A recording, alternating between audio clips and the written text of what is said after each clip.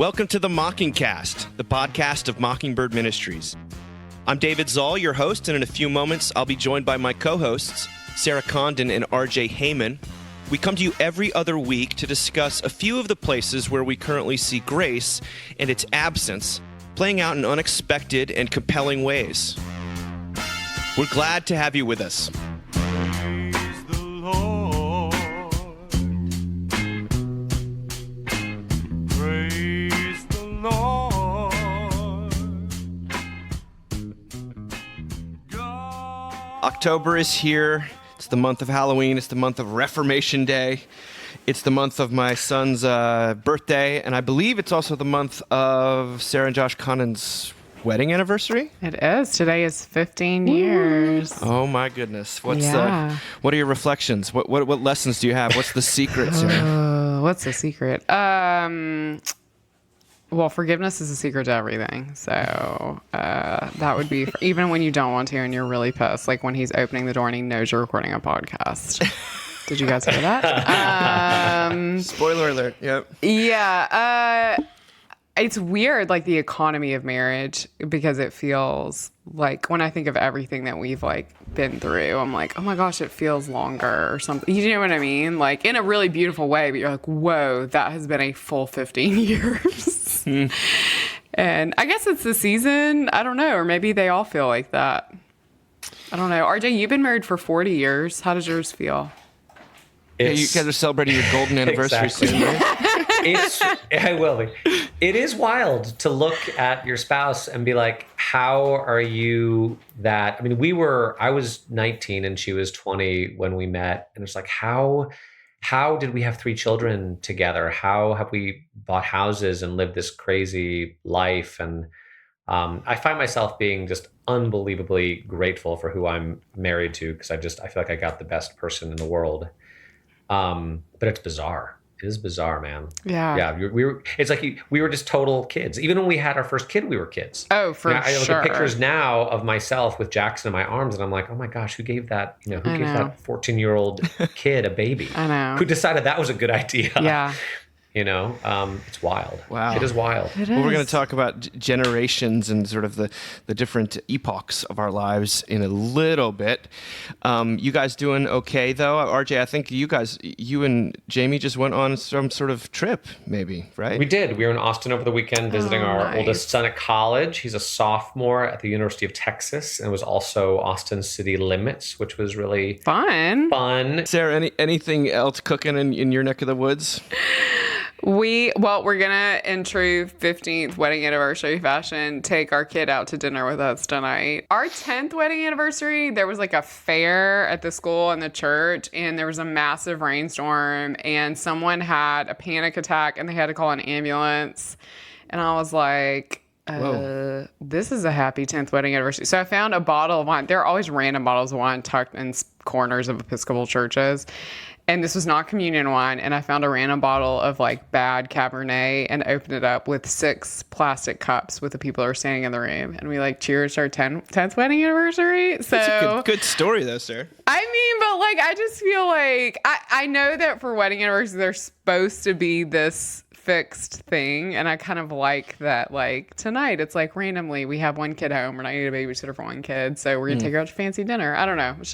It's cool. She'll Maybe remember that's it. just me making up for the fact that I want like a grand gesture if you're listening, Josh. He will listen. He will listen, but it will be after the. It will not be the same day. Guys, thanks for asking me how I'm doing. Yeah, how you doing, Dave? Yeah, Right? We never ask. We You know, you this just is the foisted joke in upon our us. household every night at dinner. I mean, I've told you this before, but like we all check in. How's it going? How's it going? How's it going? And then Josh always says like, I'm the Dave, because he's always like, thanks for asking, guys. I'm doing great. Well, hey, it is a sort of a big week for me. I finished Yeah. the draft of my book, Amazing. which is God. like, it's still, miles to go in course, terms but of citations that's a big and deal, Dave. and editing. But yeah, it's called, we've settled on a subtitle, Low Anthropology, the unlikely key to a gracious view of other people and yourself. I love it. I cannot wait to read it. I'm so excited for you. Thank you. I've been telling my wife for 22 years, keep your expectations low. That's the secret. Maybe that's the actual secret. It's a secret. Low anthropology. Well, actually, when it comes out, people will have to spot the RJ reference in there because there's Sarah. You're named in there, RJ. You have a lengthy thing that is not under your own name for reasons that will become obvious. Oh, sweit. I'm just kidding. I look forward to I'll run it by you later. I just want to cut. I mean, those religion books make a lot of money, so get ready. I know, watch exactly. out, guys. Well, we got tons to discuss today, and the first thing is about travel. Travel is not a really subject we've ever talked about much on here outside of our personal travels, but also because of COVID in the last 18 months, travel has been so constrained or it's been restricted to necessary things, or it's very different. I'm about to jump on an airplane tomorrow, and I've never been super excited about airports, but I'm less excited about them now. Yeah. But this is by Jen Rose Smith in the Washington Post, who writes, "You are a different person when you travel." She quotes a woman, a sociologist named Karen Stein, who wrote a book called Getting Away from It All, Vacations and Identity. She argues that travel is a chance to try out alternate identities, a temporary respite from ourselves. Stein says, travel is a time that is sort of set aside from our everyday lives. It can create a flexibility, both mental flexibility and flexibility of social structures, that allow us to see things in a different way, have different experiences, or do things a little bit differently. In Stein's view, people don't just have one identity. Instead, they have many, a collection of possible selves that alternate and evolve over time. One version might be familiar to coworkers, another best suited to our roles as parents, children, or friends. They go on to say that in 2020, American workers with paid time off used just 11.6 days overall, leaving 33% of their vacation time on the table. This is, about our conflicted time with vacation. And those figures, already dismal when compared with other rich countries, exclude millions of Americans whose jobs don't include paid time off. And so there's some of these experts are suggesting a grown-up gap year, a midlife version of the same time students take off before attending college, a chance for people to discover parts of themselves sidelined by career or family life, an opportunity to hop off, quote, this track that people sort of see laid out ahead of them. And then as sort of a final PS, hopping on a plane or many planes doesn't mean you'll find yourself. Travel can be really transformative, but it's not guaranteed, says psychologist Jamie Kurtz. Although spending a boozy week in Las Vegas or Cancun might express a side of your identity unfamiliar to family and coworkers, it's not exactly a fast track to personal growth. RJ. Busted. Does this resonate with you guys? What do you think? Do we have multiple identities? Do you like travel for this reason, or do you not vibe with this at all? I mean, I just think this is like real privilege. It's just funny to kind of hear it Yeah, out it's a little loud. Like, I'm bougie. like, okay, Yes, thank you for saying like it, it started off Sarah. with the lady who Thank like you. goes on vacation without her family. I'm like, who? I'm sorry, what? I mean, travel Would I without like a year off? Yes, I would absolutely like a year off. but- Like from every, please, but, yes, like, please. it's- Nervous breakdown. It's also, I don't know, I'm like really a pain in the ass to travel with. So it's just interesting. Like I was like, what's my travel personality? Like the first 48 hours are Josh being like, it's going to be okay. It's going to be okay. We're going to have a good time. And I'm like, what's a good time? Is this a good time? Am I having fun? Like All right, that's fun. like we were at Disney and he was like the morning, like we're in Disney and I'm hyperventilating and he comes over and he's like, the kids are watching you and you're kind of ruining it. Like it's just like, I'm kind of a pain for the first. It takes me a while. So I don't know. I mean, I feel like, I don't know. We're still ourselves. I don't know. It's like a different personality. Like we're not that interesting. I don't know. This didn't really resonate with me that much. I mean, there's also such a big movement on Instagram of like travel as a personality trait. Because like I really like to travel. Like I like to travel. I just like to travel. We travel a lot, and it's just I'm like, unmoored, unwilling to commit. yeah, I'm You just know? like, do you? I don't know. It's travel is like also weirdly tainted because it feels sometimes like people only go. Shit, I think I've only gone places sometimes because I get to put a picture of it up on social media. Like, I don't know. And Wow. people didn't always travel. Like, it's a new thing that we travel. I'm anti-travel. Nobody gets to go Anti-travel. anywhere. Okay. Nobody gets to go anywhere. Hot takes over here. I love it. I'm just a nomad. Like, what can I say? Oh my God. I can't even watch that. There's that movie that everyone's talking about called Nomad. Just the title of it. I'm like, I'm done. I'm not watching this. I don't care how many awards I get. Well, RJ, do you have a slightly less RJ, do you have a more gracious take hostile on travel? relationship?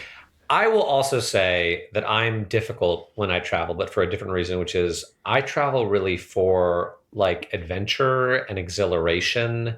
And, like this summer we were in North Carolina for a while, and I just had to find like, is there a cliff that I can jump off of into a cold body of water anywhere within 2 hours of here? Because we're going there. And finally, God. my wife is like, I am so done with this. I just need to chill out. Why don't you know how to relax? I'm like, It's no, always that's with the not cliffs why I and the go jumping on with RJ. Yeah. vacation. I go to like do something not terribly dangerous, but mildly dangerous. And now I have 2 teenage sons who can go do mildly dangerous things with me, which is really fun. And a 5-year-old who's crazier than any of us. I related to some of it. I think the idea of being someone else when you travel, or having the opportunity to be someone else, that resonates with my younger self, I would say. Like, that's one of the things I love about that movie Lost in Translation with Bill Murray and Sofia Coppola, is there is something that when you're in an unfamiliar place by yourself, the world kind of opens up, and you sometimes do end up having relationships, romantic or otherwise, with people that would not have been possible if it weren't that you were both kind of in a disembodied space. So that I relate to. I think now, and the other thing is, I also recognized at some point that when I went somewhere unfamiliar in my younger days, I just got really curious about everything, because suddenly, street signs looked different, and cars looked different, and everything looked just different enough that I started to wonder, what would it be like to live here? And it was sort of brought me back into the moment. And I sometimes tried to do that in my regular everyday life, try to get more curious and more like to notice things that I might not notice. But now that I'm older, I don't have the time or energy to do that anymore.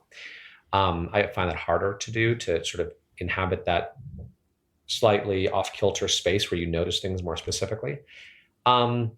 What I will say now is that when I am able to go away for any length of time, sometimes what happens is I realize that all the things I'm concerned about in my so-called important life just aren't really that important, and it's going to be okay.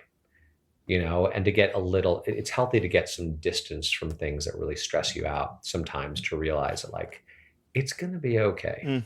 You don't need to be so enmeshed with, everything that you think. Get a is so little important in your detachment, day-to-day life. little. Yeah, a little detachment. So I think travel is helpful that way. Well, I'll just say it, guys. I'm really good at traveling. Are you? You guys are both killing difficult it, to crushing travel it. with. It's one of the things that didn't roll to, almost always surprised by it. Like because I traveled so much as a kid, and Would Kate say that too? Would Kate say you're good at traveling? yes, she actually would. Nice. This is one of the places she's like, oh, Dave comes alive Is she when he there? travels. Like, are you sure? Guys, I have a hard time saying positive things about myself sometimes, so just deal with it. I like it, and I feel more myself when I'm traveling, to be honest with you, because it relates to studying abroad and living abroad and all this stuff. And yes, there's clearly like a privilege element to it, except for Sure. I don't remember staying in many like nice places. We were I remember sleeping on trains and stuff like that. Hostels, yeah. So because I feel general rootlessness in my life, just I don't identify with that kind of home thing that people have that we've talked about before. I feel almost more at ease when I'm traveling. And so when we had a sabbatical a few years ago, that ended up being a really, really wonderful time for our family, because it kind of brought out a side of me that I'd forgotten about, And I read this thing about people wanting to get off the track that they feel has been laid out before them. I mean, that sounds like that's fear, that's midlife, that's Right. That's 38. captivity. That's what people don't want. And I recognize that about travel, but I also know that I've just dealt with some college students who just got back from a weekend in Las Vegas for fall break, and they're basically saying that they have the biggest moral hangover of their lives. So they're not enriched in any regard. The people who stayed here and did other things and went and saw a sibling had a much, much better time. So and I think that, by the way, that when you say that influencers are sort of like, there's this immutable trait about human nature. Oh, I'm just a traveler. Mm-hmm. That's usually code for something else. I mean, it's like I'm never satisfied. I'm just constantly running away. I can't handle. I think the solution to my problems is another zip code. It's like that's. Yeah. I mean, it's funny. Like, I was so harsh, but I do think about how little my parents got to travel and how much they wanted to. And they went to Puerto Rico with their really good friends, Rick and Randy. And they were someplace where it was something cruise. I don't remember, but it's a beach where like people would take the mud and wipe it on their bodies. And I had seen my dad without a shirt on less than 10 times in my entire life. Man was always fully clothed, okay? It was like Frasier raised me. And he... Tobias Funke. Well, and he was we know standing, about those greeting cards. Yep. I mean, they're like in their 60s, standing there in their swimsuits, and they have clearly rubbed mud all over each other. And they look so happy. And I was like, who are these people? Like it was just like this like amazing... and there were so many places. This mom was dying to go to England. Yeah. I mean, it's all she ever wanted was to go to England. She didn't care about any place else. And, she never got to go. So, yeah, I know. My brother and I talk about that a lot, how we want to take a trip. Because England's, I mean, it is a privileged thing to say, but it's not that big a deal to go to England, And she never got to go. And so, I mean, I if I can kind of remove the weirdly irritating social media aspect from it, like there is something so beautiful about being able to see these other places. So curiosity and adventure. I mean, I do connote travel with freedom. Not everyone does. Totally. Some people think of it as being confined in an airplane and being beholden to other people and not having your stuff around. I'd rather sort of live without that stuff. And I know that is somewhat dispositional. Or maybe it's just a desire to escape who I am. But I think it works either way, right, Dave? It works either way. I notice people, for example, that they don't make a lot of money, but what they save for are not, additions to a house or a new car. Right. They save for trips. Right. And I think that we've talked about it before, but like giving gifts that. I think you can buy kids toys, or you can sort of get an experience, and I generally think that the experience is the more powerful gift. But it also maybe that's just me talking. RJ, you're have you asked your kids though? Says the man with toys lining the mantelpiece so directly true. behind. Literally, his there's head. like a mountain of Says plastic the man toys. obsessed with garbage pail kids. Yeah. And, All right, He's like, moving on. I'm into experiences. Moving on. And plastic No, Dave, from you got- 1974. Dave, I completely agree with you. I would love nothing more than to take, a certain amount of months and just, go. Like I love road trip. I just love road trips. I love it. Yeah. I love You it. guys are making me feel so guilty because Josh is finally maybe going to take a sabbatical after almost 20 years of work this summer. And he's like, I'm thinking about taking 3 or 4 months. I'm like, that's too long. Rein it in. We need to be here. I'm the worst. Okay, what's our next article? Our Dave? next article is fascinating. It's by Louis Menand in The New Yorker, who says it's time to stop talking about generations. Now, we talk about generations quite a bit, and there's a lot of generational talk, of course, in the Bible, which he surfaces. He talks about the concept of a generation being somewhat new. He says the term is borrowed from human reproductive biology. In a kinship structure, parents and their siblings constitute the older generation. Offspring and their cousins are the younger generations. The time it takes in our species for the younger generation to become the older generation is traditionally said to be around 30 years. For the fruit fly, it's 10 days. That is how the term is used in the Bible. And he says around 1800, the term got transplanted from the family to society. The new idea was that people born within a given period, usually 30 years, belong to a single generation. There is no sound basis in biology or anything else for this claim, but it gave European scientists and intellectuals a way to make sense of something they were obsessed with, which was social and cultural change. Today, the time span of a generational cohort is usually taken to be around 15 years. People born within that period are supposed to carry a basket of characteristics that differentiate them from people born earlier or later. But this supposition requires leaps of faith. For one thing, there is no empirical basis for claiming that differences within a generation are smaller than differences between generations.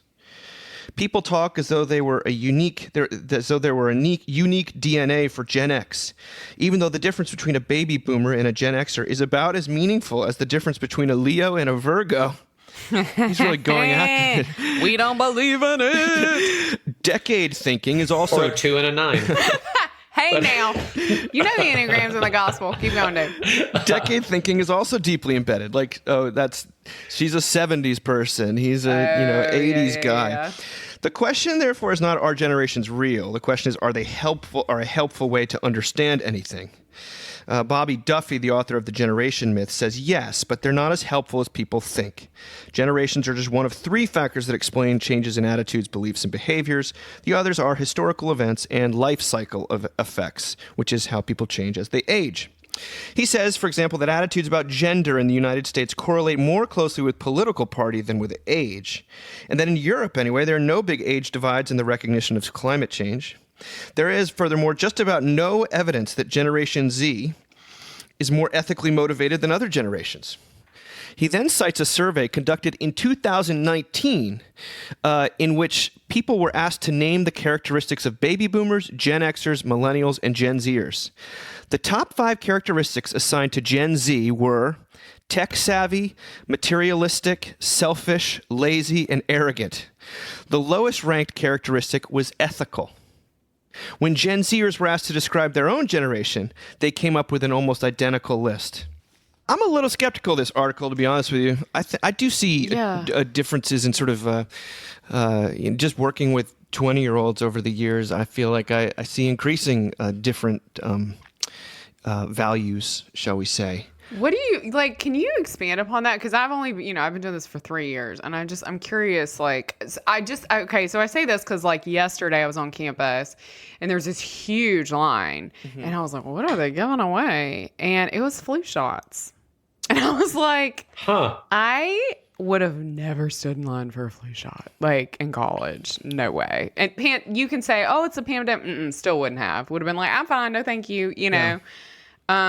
So like, can you like, do you have any I'm just curious. Like, my observations are that this generation is much more ethically motivated Yeah. in ways that I think are admirable and ways that I think are totally irritating. self-destructive. So it's like, it's totally both. irritating, but also like law, right? I mean, that's Oh, my it's gosh. both. Yeah. We were under a huge amount of pressure as Gen X kids to not care about stuff and to show that you cared meant that you were pretentious.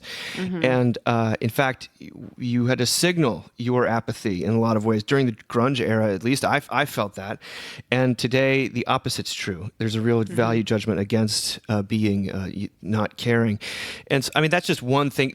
What the article does say, which I think is true from a biblical and a theological and also experiential level, is that the base level of human nature doesn't really change.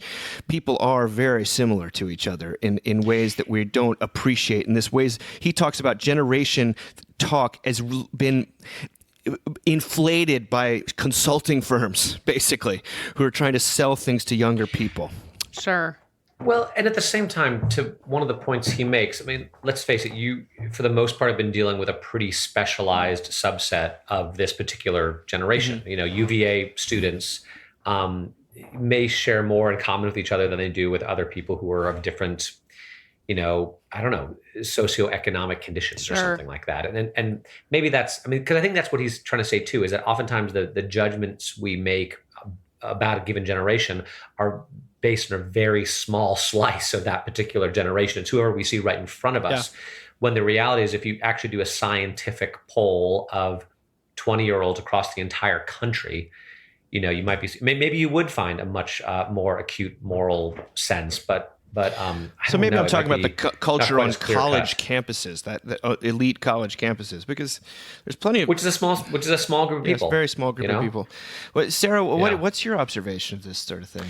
I mean, I would just say from a hopeful standpoint, I do actually believe, like, I'm around this generation, and in terms of people who are minorities, in terms of LGBTQ issues, in terms of women in leadership, like, they are much more pro that stuff than I remember anyone being when I was that age. And so that is like, that's an interesting, and for me personally, and based on my values, a hopeful thing, right? I don't agree with this article at all, because I think about, like, my husband has these books he grew up with that my kids love to read, and I can't even, Dave, they are so your genre. They're so weird. They're so 70s. Like, everyone is like they're all animals, but anyway, it's very weird. And I read them, and they feel kind of, I don't know, kind of like 70s or something, like, just like anything goes but children's books. And I think about what my students and your students grew up with, which I think is, some of the stuff our kids grew up with, but just heavily ethical, environmental crisis, Paw Patrol. Like, that shapes them, right? It makes them worry. I mean, the world is on fire for them in a way that it never was for us. And so I do, like, I mean, but RJ, like, think about. I remember growing up before the fall of the Berlin Wall, and it did feel still in the early mid 80s.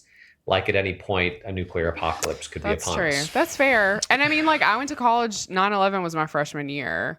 And Menand goes out of his way to say that as people think that the Gen Z is so revolutionary and so new and all this stuff, he then quotes an article from 50 years ago of someone in the Summer of Love saying the new generation is absolutely radical and was changing everything. And so over time, you sort of are like, well, how much actually Yeah. They all changes? became 80s yuppies. Yeah. became 80s yuppies. Yeah. I mean, that is interesting. Cause, like, whenever I hear people, I can't even, like, talk sometimes about people that were coming of age, like, in the late 60s, and they're just like, everything was, like, amazing and alive and music. And, like, just, like, the vision of where I am from was, like, Black folks getting hit with, like, water hoses in the streets, and just how different those two experiences in that time period were.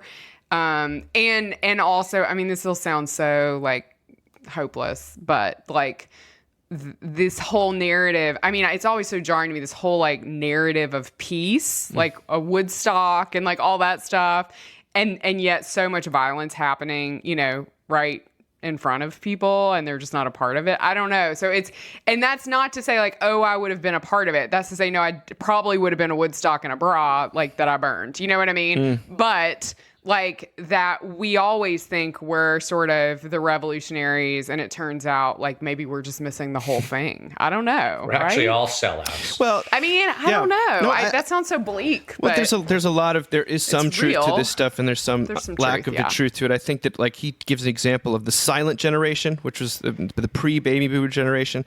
They were seen as, like, what are they? as, like, who are they? They grew up. They were teenagers in the 50s, and Okay. like, they just never said anything, and they were sort of just happy to go along. And then he lists, like, 30 people, from, like, Muhammad Ali to Abby Hoffman to, like, Gloria Steinem. Gloria Steinem is like, none of these people how were silent. What are you talking interesting. about? And that Right. it is worth it. Maybe it's like travel. It sort of jars you out of the assumptions you make that are you Yeah. have to make in order to not constantly be reevaluating everything around you. And Sarah, you and I were also talking about this in terms of dealing with 19 to 22-year-olds. Although there are some different trappings, and I do see a lot more sort of student activism and stuff like that. At the end of the day, when they're all just, they want to be loved, and my gosh. they're all afraid of. They're all really, Yes. in my sense, they're just under so much more scrutiny than we Yeah. were, partially because of the internet. And Right. I admire the younger generation, but I also see the too. core struggles and the core problems, and maybe this is a low anthropology thing, that we're actually united generation to generation by our weaknesses, our limitations, and our problems that are not that dissimilar. Though he does say that the internet did mark a sort of a actual watershed in difference between digital natives and non-digital natives and sort of how they experience the world. RJ, you're about to say something?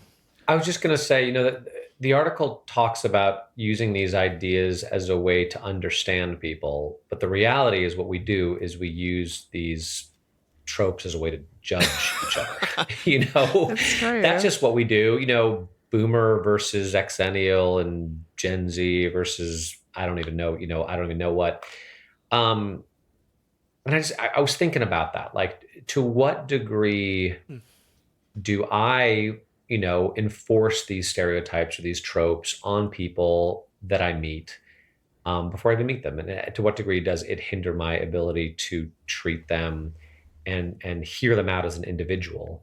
And also, thank you, Ted Lasso, to not be terribly curious about their individual experience. Because you find when you actually talk to people and get to know them and find out what their lives were actually like, it's just so much more infinitely interesting, than some generational trope. And I've experienced this the past couple of days just at church, actually, where we've been like doing little Bible studies on parables, and people have talked about the difference in generations and how certain generations were savers and certain were spenders and certain knew the value of money and certain others were much more comfortable with debt, and making all these hyper generalizations. And I don't know, it's maybe a little sad. Yeah. It's like how, maybe talk to someone of a different generation than yours and find out what their life is actually like. Because chances are they're just doing the best they can. And there's a reason that they're making the decisions they're making, as has always been true. So it made me want to tamp down a little bit the degree to which I buy into any of these messages I'm receiving from the wider culture about generational difference, because it's just not helpful in interpersonal interactions. I don't think. Well, it certainly informs the way like we do church, right? I mean, this constant drumbeat of like, well, millennials like this and Gen Z like this. And I find that some of that stuff is descriptively true. But I will say that the preaching something that's universal, or getting, the deeper I go into my personal experience, tends to be the deeper the more I resonate across generations and across things. And like, and most of that stuff has to do with some exposure of things you're not proud of. So it's like the sermons that I feel like get the most response and the widest response and the deepest response almost are always about some form of human suffering that doesn't really shift that much according to generation. And so we're plumbing something deeper, but that also cares deeply about a person's individual experience. So it's like it's that beautiful kind of paradox. I don't like that word, or tension. I don't know. What, do you guys have that experience in preaching? I mean, I think I have had that experience in preaching. The other thing, like, and I've said this before because I think it all the time, but church is the last multi-generational space, really, that we have left, period. I mean, like, there's just not another place you walk in and there's an 85-year-old and an 8-month-old that don't know each other, that aren't related. And it's wild. They're both kind of supposed to be there. Yeah. Yeah. I mean, it's so wild. And there are people I interact with all the time that I'm like, I would probably not have a conversation with you outside of here. I'm baffled by like your story. I'm baffled by maybe the assumptions I made about you before. I mean, guys, a couple weeks ago, a woman who shall remain nameless, who does not listen to the podcast, also like, I'm there as the priest's wife, not the priest, and it wasn't confession. She just mentioned to me casually that at 80 years old, she's getting her first facelift. I mean, that is wild. You just walk into church and 80-year-old women tell you about getting a facelift. Like, I think, I mean, I love the idea that some of this generational stuff could come down. I do, Dave, I think I wouldn't maybe have as strong an oppositional kind of thing against this if I didn't work with college kids, right? I mean, I think you really do see there's big hearts this in a really clear way, but also church is this beautiful place where generations just get those boundaries just get torn down. And thank God. I mean, as people who have lost so much family in the past year, thank God, because we walk in there and, we're just held. Yeah. It's also a place where whatever you post to social media doesn't necessarily matter because most people aren't going to know it. It is striking when you see people really getting along in church and you're friends with both of them on Facebook, Right. and you're like, ooh, If you only knew. it's amazing, Right. amazing what happens when people actually interact, on an interpersonal level rather than just through some angry, medium. Well, we're going to talk about a little more about human nature in this article that Arthur Brooks wrote for The Atlantic about the difference between hope and optimism. I believe we may have surfaced this difference when we did a little mini episode about hope a long time ago. But this is a kind of an update on it. For starters, hope is better, Brooks writes. And then he gives this example. He says, during the Vietnam War, a U.S. Navy vice admiral who was held for more than 7 years in a North Vietnamese prison noticed a surprising trend among his fellow inmates. Some of them survived the appalling conditions, others didn't. Those who didn't tended to be the most optimistic of the group. As the Vice Admiral James Stockdale later told the business author Jim Collins, they were the ones who said, we're going to be out by Christmas. And Christmas would come, and Christmas would go, and Easter would come, and Easter would go, and then Thanksgiving, and then it would be Christmas again, and they died of a broken heart. Brooks says, I have noticed a less dire version of this pattern over the past year and a half as COVID-19 has slowly transformed from a temporary inconvenience into a new way of life. Those who have struggled the most have been the optimists always predicting a return to normality, only to be disappointed as the pandemic drags on. Some of the people who have done the best have been downright pessimistic about the outside world, but they've paid less attention to external circumstances and focused more on what they could do to persevere. There's a word for believing you can make things better without distorting reality, not optimism, but hope. Just as Stockdale found, optimism often isn't the best way to improve your well-being. The research shows that hope is a far more potent force. He then concludes by saying, optimism is the belief that things will turn out all right. Hope makes no such assumption, but is a conviction that one can act to make things better in some way. Hope is more than a, quote, nice to have for well-being. Lacking it is disastrous. One might argue that having hope is mostly a matter of luck. You were born with it. This might be partially true for optimism. One study finds it is 36% genetic. Whether hope has a genetic link or not, most philosophical and religious traditions regard it as an active choice, even a commandment.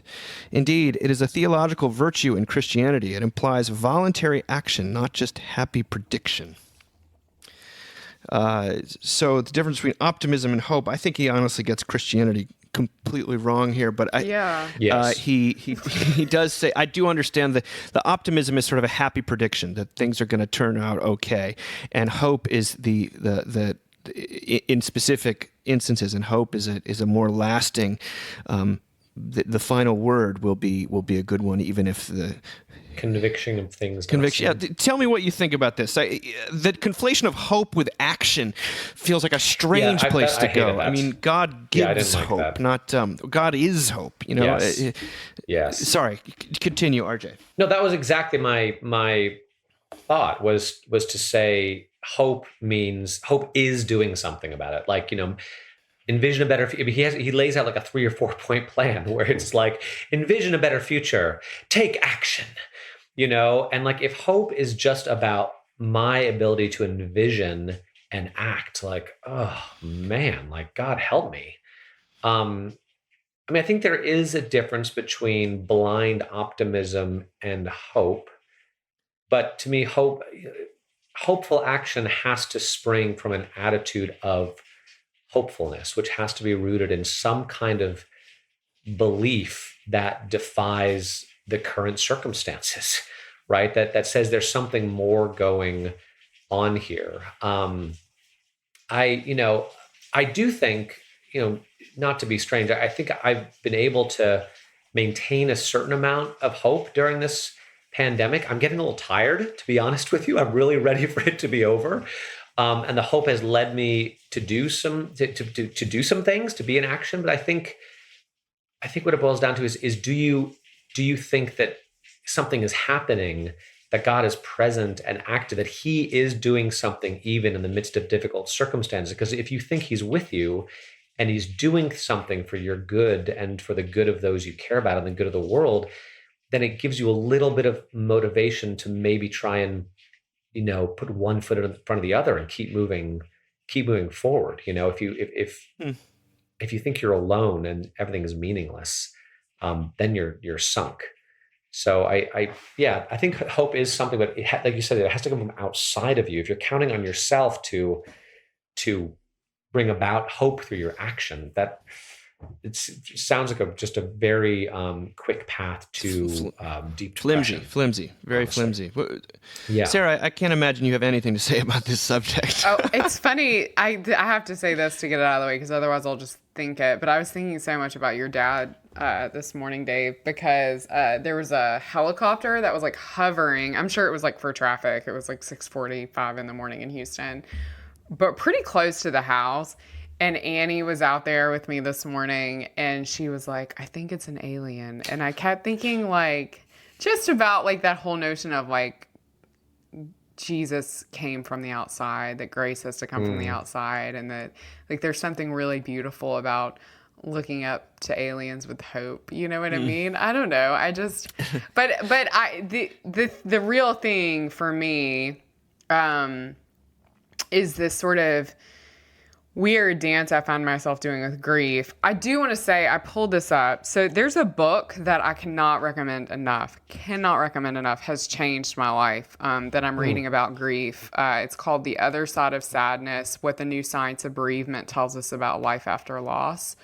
Wow. I can't. And if you're a minister, for sure you should read it, but it's so good. But this idea of, I don't know, of hopelessness in a lot of the grief stuff that I see, the secular grief stuff is very popular right now. So, you know how there are like people out there that give like deep theological advice and have literally no education? Well, there's people that do that for grief too. And they have no therapeutic education at all. They've just had someone die and they've got a lot of thoughts. And there's a really popular Instagram account I follow. And this woman who runs it posts some very helpful things, but she posted something recently that was like, it is hopeless. Don't let anyone tell you there's any hope. And I was like, my first response was, Jesus, clearly not Christian. You know, like that was like clearly maybe, I mean, not even religious, right? Like it was like, whoa, what a kind of scorched earth thing to put out there. And I know that she's trying to like run up against this narrative of, that people have to be hopeful that everything's going to be better. But it just was like very, it was sad for me that other people who were in grief were going to see that and think it was, think that was the end of the paragraph. Do you know what I mean? Like that was the final word. Yeah. Gosh. But all that stuff is like, it's very tricky. It's like, it's very tricky. Yeah. I mean, I think as a Christian, you just don't do, there's always hope. Like it doesn't mean you paper over reality with whether you believe it or not. Whether you believe it or right. That's the gift. It's like that is the gift. Think, whether or not you don't have to believe it actually at all. It's an objective truth. Yeah. I can be pessimistic about human beings without being an unhopeful person because my hope is not rooted in human beings. It's extra. It's out external, right. And I think that's just a missing link. But they're trying to lose hope when I'm optimistic about human beings. Yeah, and they're it sounds like that influencer's probably in that I can't say for sure, but sort of trying to get away from that like toxic positivity stuff. That's like you always have to. There's some relief in someone saying it's okay to be hopeless because let's face it, all of us are a little hopeless sometimes. But that doesn't mean there isn't hope. Yeah. That's like it's not this then permission to sort of that you are the final authority on these things. Like if anything, your perspective is quite limited. Right. I don't know. But Sarah, this clearly hits your personal experience a little bit more immediately. It does. It's a weird. I mean, I feel like I'm living in these two worlds. I should say what I mean. That are like the expectations of Christianity that puts on your grief. Mm-hmm. And this book actually was very freeing from both of these things. And then the expectation of sort of like secular layman therapy that puts on your grief, a lot of which is, I won't go into it, but sort of founded in Freud and is like very not scientifically based at all, and there's no research around. So the stages of grief, all that stuff is like wrong, which is really fascinating to read. And one thing that I found very encouraging as someone who makes a shit ton of jokes is there actually, if you were going to make stages, there should be a whole stage called humor, because it is actually incredibly important, both for your brain to kind of take a beat. And also for your memory, you can still have joy, but often in our culture, and this has definitely been my experience, when you have joy or laugh or funny or whatever, people are like, oh, you're in denial. Yeah. You're right. And so it's like, which is a really heavy, hard thing, you know? I mean, it's a weird dance. This book definitely, though, has kind of freed me up more to understand that that I can just like opt out of the dance. You know, like I can just be like, this Sounds is incredible. my experience Gosh. of it. Yeah, it's very good.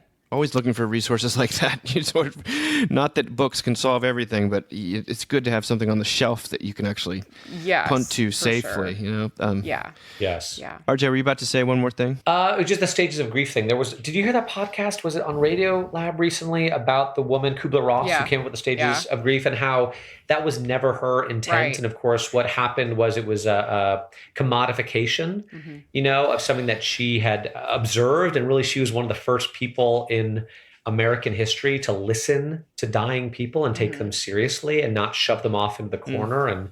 And then she ended up being a really weird spiritualist and medium, and I think ended up abusing people. It's very weird. But the first half of her career, she was doing good things. And it was never intended to be this like linear 5-step thing. It was like, look, these are some of the things I see people who are mourning, and actually mourning death specifically, mourning their own death, coming to terms with their own death. Yeah. Like first they're like, I'm not going to, but they're fluid and they go back and forth. And so just another example. I mean, I think, so my issue with her specifically, because if we're going to go there, we're going to go there. Let's do it. Is that anger is one of the stages. And I've had people be angry with me that I'm not angry. Huh. And I find that really pisses me off. Then I get angry at them. Get angry at that, yeah. Like, no, yeah. So it's, but I don't think she would have ever said you have to be angry. I don't. I think, it's not her. It's like we're all like armchair therapists now, right? Because we all share this information. It's not Calvin. It's the Calvinists. Right. Exactly. It's not Jesus. It's the Christians. Yeah. I mean, that's kind of that's what grief feels like. But it's a classic example of the damage that can be done when a description is turned into a prescription.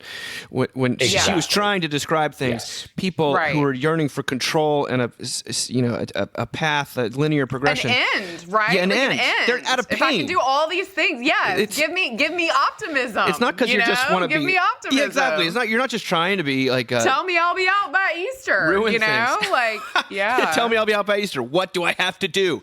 Right. What do I have to do to get it? Right. When will she call? She won't call until you stop caring if she's going to call. Here, these are the fruit of the spirit. That's a swingers Let me reference. tell you the fruit of the spirit. Okay, I got to manifest every single one of them, especially patience, really fast. RJ, Now. I really like that though, because I've had that same thought of like, I remember when I was dating, and of course at Ole Miss, like you go and you get yourself a husband. Okay, like that is protocol, and it's a part of your graduation. You get a ring and then you get married. And I remember thinking like, well, is that gonna happen for me? And like, will I be a spinster for the rest of my life? And I think it was at like 20.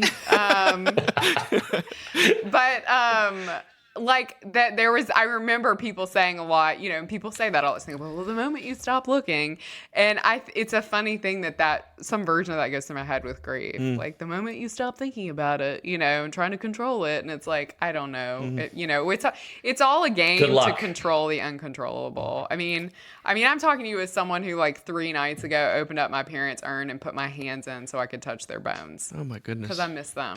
And I want to hold their bodies. And I'm thankful I have their ashes. Oh, Sarah. Like, truly, like, so when I see these, like, this is how grief should go, it's like, where's the stage where you reach into the urn and put your hand in their ashes and weep? I don't know. I don't know where that stage is, but I'm thankful I have their ashes, and I'm thankful they love me so much. Well, gosh, I almost want to end the podcast there, but I also know that this last story kind of builds on that. Although it's it's a little bit of like a mirror. We continue our It's descent. a photo negative of that. This is an article called "Death and Forgiveness" by Joseph Keegan. It appeared in Comment, and what a story. This is what he writes. He says, in January of 2018, I took a plane to Albuquerque to sit in a hospital with my dying father. To say my dad and I weren't close is an understatement. We had cut ties when I was 12, rebuilt them for a time in my early 20s, only to have them quickly fall apart again. He was a very lapsed Catholic who, like my mother, had given up on the tradition of his family long before I was born. He loved jokes, puns especially, and had a gift for charming strangers. He also had a history of heroin addiction, infidelity, conspiracism, and cruelty. My mother was his fourth wife. I remained the only one of my siblings still willing to deal with him in this state. When I got there, I found him feeble and weary, surrounded by a jungle of tubes and beeping monitors, his broad shoulders reduced to a skeletal parody of their former strength. Enough of a spark remained, however, to rekindle all the old family hostilities. My brother began packing for the drive from Memphis to Albuquerque, but Dad refused to see him and demanded he not come. My sister almost seemed happy to hear of his suffering. She said she felt nothing, no sadness, hatred, or pity. But her voice betrayed a whisper of excitement, as if she believed he was finally getting what he deserved. Dad didn't care to talk to her either way. My siblings' resentment of my father was entirely rational. He had harmed them immeasurably, often deliberately. It made sense that the hurt they felt would beget anger. Why, then, couldn't I shake the sense that this account, however reasonable, was wrong? There was some crucial principle we were all missing that could have helped us overcome our animosity and frustration toward one another, that could have granted some sense of unity to our fragmented family, something, I suspected, like forgiveness. We needed to find a way to forgive our father and each other. So in order to figure out what forgiveness might mean and what its origins might be, I turned, as I always do, to the books. He's a Greek philosopher, and he says the consensus among the Greeks, it seems, is that if forgiveness is morally valuable, it is because anger gums up the gears of one's own flourishing and distracts one from more noble pursuits, such as engaging in politics or grasping for honors. One might express concern for another if their spiritual greatness matches one's own, but concern for the good of another in full knowledge of their flaws, even in their wretchedness, that is alien to the Greek moral imagination. Keegan then goes through, he looks into Buddhism, and he was disappointed in it because the specificity and particularity of another person disappears altogether and gets subsumed into a system that one carefully maintains like a rock garden. It implied that his estranged dad was merely the occasion of his anger, no different from then the aggressive driver on the road. Yet Keegan is sort of apprehensive to look for forgiveness in Christianity, which he believed was, quote, too good to be true because it papered over the real ugliness of the world with a happy message about hope and love. I wake up every morning and I'm like, it's too good to be true. If it's not Christianity. But a friend convinced him to read the Gospel of Luke. And he reads it and he's sort of blown away. RJ, it's like what you've talked about. It's so crazy. All these educated people never touched it. Who haven't read like the foundational work of Western civilization. Like, what is wrong with you? That like is the most popular book ever written by far. That's pretty fascinating. Yes, and you've never even you think you know what it's about, and you have. Oh, it's unbelievable. This is what he says. Anyway, I finally found evidence of forgiveness, but only in the Bible. What was I supposed to do with that? If the brilliant philosophers had overlooked something that only appeared later in the Gospels, troubling conclusions would follow. It would mean that our most important tool for discovering truths about the world, which is our reason, had failed in one crucial respect. And if so, and we could not think our way to forgiveness on our own, it might have to come to us by some other route, arriving from somewhere outside ourselves. A helicopter. I had found a little hole in the structure of things, a place where human reason had been unable to go. And it was through this tiny gap that I first caught a glimpse of God. Now he goes on. I know it's a long reading, but here's the rest of it. The ancient philosophers of Greece, Rome, and the East were not stupid. They were some of the smartest, most perceptive, and thoughtful people who have ever walked on this planet. And yet for each and every one of them, the idea that we should love our enemies would have registered as self-evidently absurd. They might insist that we avoid having our souls poisoned by grudges, but the idea that we should love people who harm us would be ridiculous to them. And yet here, in Luke, Christ tells us to love our enemies.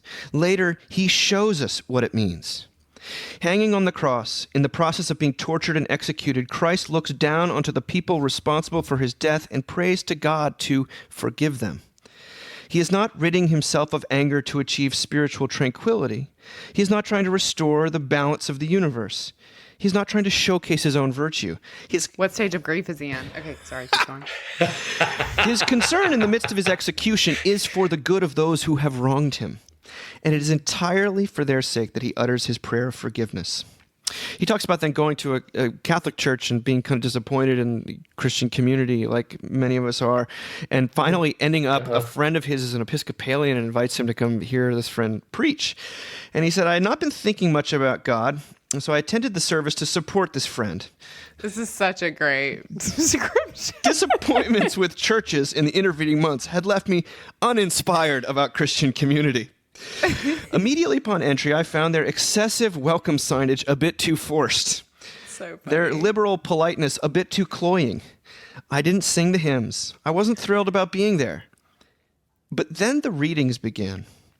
God answering Job from the whirlwind, describing his laying the foundations of the world and setting a limit to the waters. Psalm 107, a call to God while sailing on a tumultuous ocean. Jesus in Mark stilling the raging sea, and the Apostle Paul imploring me, now is the acceptable time, now is the day of salvation. I can't remember exactly what I felt sitting in that pew, but I had heard, it seems, what I needed to hear. I stared at the floor for a while, the problem of the universe, in Melville's terminology, revolving in me. But when the time came, I stood, kneeled in the aisle, walked to the altar, and the body of Christ, the bread of heaven, reached out my hands. Just read the damn book. I mean, it's, yeah, there's that. But it's also just such a beautiful, I mean, do you call this, do you call this apologetics? Like, it feels like apologetics to me a little bit. Like, well, it helps for someone who really knows what they're talking about Greek philosophy, for me to say, hey, these youth ministers throughout history have not been kidding around. Like the idea that you would be told to love your enemies, show grace to those in their worst moments, it was anathema to. And it still is. I mean, I'm thinking about a friend of mine who was like going through some wedding drama. Repulsive. Yeah. Yeah. And she asked me, well, how would you handle this person? And I was like, well, I'd probably call her and like see how she was doing and like have a conversation and maybe apologize for this or that thing. She's like, I can't do that. And it's still, we hear these things like, and he kind of talks about these tropes of like turning their cheek and forgiving your neighbor. And it's like, whoa. And they're real like demands of us. They're real demands of us, and also they're real demands of us in marriage. Like, as I'm sitting here on my 15th wedding anniversary, like one of the hardest things I've had to learn to do in marriage is just to say I'm sorry. It's so hard. And honestly, the only thing that gets me to say it is Jesus. 100% of the time. It is not a marriage book I have read. It is not advice from a therapist.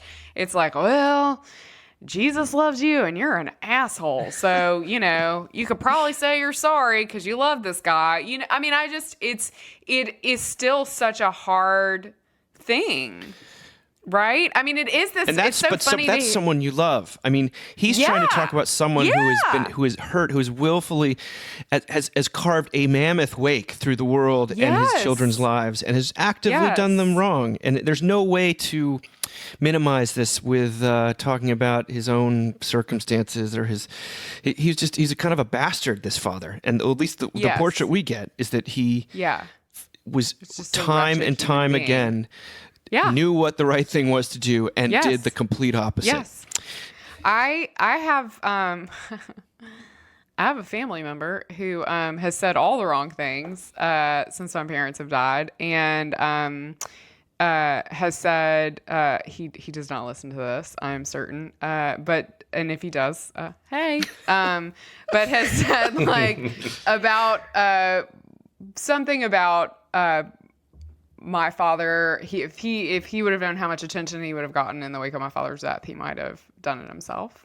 What? Which he said as a joke. Wait, what? I know. And this individual has dealt with a tremendous amount of addiction, a tremendous amount of issues in his own life with his own children, and just says really painfully wacky things, right? Always has. Guess what? Both your parents died in a car accident, not going to get better, okay? And I am so thankful I'm Christian because it sucks when those things get said, but also it gives me a vernacular to say, like, I mean, we love you, and I don't know what you're doing right now. It's kind of weird, but we love you, and we're glad you're at the table, you know? Like, and I would have had zero ability to have done that if it weren't for the cross. Zero ability. It would have only been anger, you know, and fighting, and like when the family could have come together and had this beautiful thing, it would have been like vitriol. And instead it was like, oh, that was a wacky thing to say. Well, anyway, you know, like, it's just like, Wow. I think it is just, anyway, I could go on and on and on, but RJ, what's going through your mind? You have to deal with situations like this as, you know, as a person who buries family members. Oh yeah, I don't know if that's what were I you was thinking. I mean, first of all, I just thought it was funny. Did you know Maggie Blake at all in Focus? I Do you did. remember her? I do. So she became a Christian because she had gone through something very painful, and she actually went to, like, you know, Nepal or Tibet or something to go visit with a Buddhist monk about how she could forgive. And when she got there, he was like, "What is forgiveness? Forgiveness is nothing. Like, it doesn't matter. Like, forget about it." Type I'm gonna thing. fall under the table. And then she became a Christian, you know. Yeah. And then because she became a Christian because she was looking for a way to forgive, and only Jesus gave her a path to forgive this person who had wronged her. and this is what happens when you travel, right? This is what happens when you. Hey, wait a minute. Okay. Wait a second. It's just part of the stages, Sarah. I was thinking on a more macro level, and I think I maybe said this before, but I'm just always shocked when there are people who are just wonderful, morally upstanding, lovely people who want to have nothing to do with Jesus at all, when they don't realize that everything they believe in is true, comes 100% from Jesus. That's and so not from interesting. anywhere else. Yeah. And like, yes, our world is broken and messed up and divided and could be so much worse. You know, you read, it's the whole Tom Holland thing. You know, you read about what Greco-Roman civilization was like, and you're like, oh my God, it was Kill the weak. awful. Kill the weak. The outcast. Yeah. Kill the Yes. weak, and they have no value. Yeah. And why would you ever do anything for anybody else unless it was going to come back to you? Yeah. And we still clearly, like, that's a big part of human nature, and that's a big part of how we live today. And I think sometimes we, you know, as someone who is part of a church, I love my church to death. I do, and I love the people. But you also wonder, like, how your church is going to land when someone who just walks in the door, like this guy who's doing his friend a favor, you know, but to see the Holy Spirit at work in this guy's life, like, God is just like, I'm not letting you go, man. You're mine. I'm getting you. You know, God is just after this guy. Like, you're going to read the Gospel of Luke. You know, I'm going to get you back in a church. And when you least expect it, I'm just going to sucker punch you with love you can't imagine. You know, and that kind of goes back to that whole thing.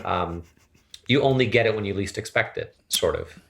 You know? I just keep thinking, like, God's like, you're going to walk into this, like, somewhat lame church with a giant poster on the wall that says, "We don't make you check your brains at the door, but guess what? You're going to check your brain, and You're your gonna check heart's that going to brain." fall apart. Because they're not actually in charge of this church. I am. Go where reason cannot go. Somewhere again, it's the difference between hope and optimism. Optimism, I think, is sort of, we can figure this out together. Yeah. And we have the tools. But hope is saying that, like, In fact, We have the when your technology. brain fails or is so caught up with its own biases and disease, that God operates beyond reason and in the realm of the heart. Yeah, it was like- sorry, sorry. what are you saying, RJ? No, like the Mr. Rogers story you told when he was in that church. He was a young, seminarian, listening to the sermon he thought was the worst sermon he had ever heard in his life.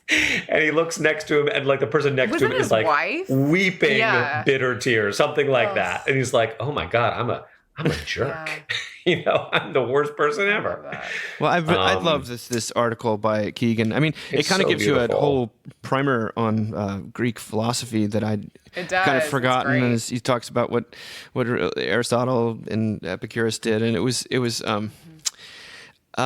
If you went to Mississippi Public School, you'll be reading this for the first time, but it's good. Well, You should and read it's- it.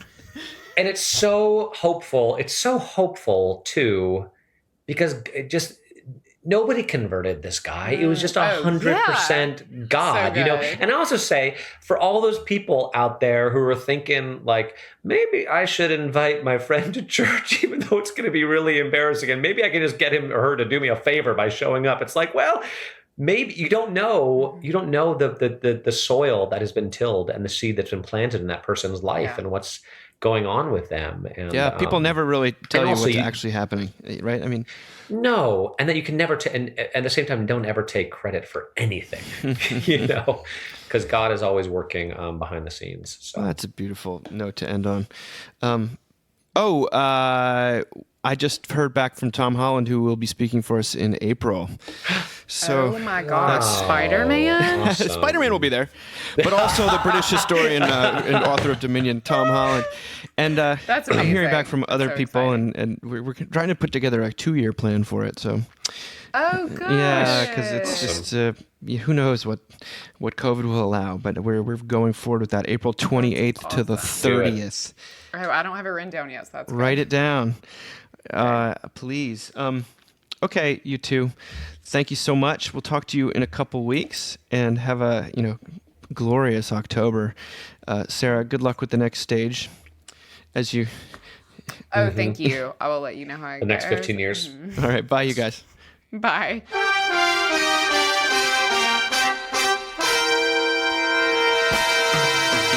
Thank you for listening. Remember, you can find us on the web at www.mbird.com. And we'd always love to hear from you at info@mbird.com. Audio production for the Mockingcast is provided by TJ Hester. And if you like what you've heard, please drop over to iTunes and leave us a rating or review. Until next time.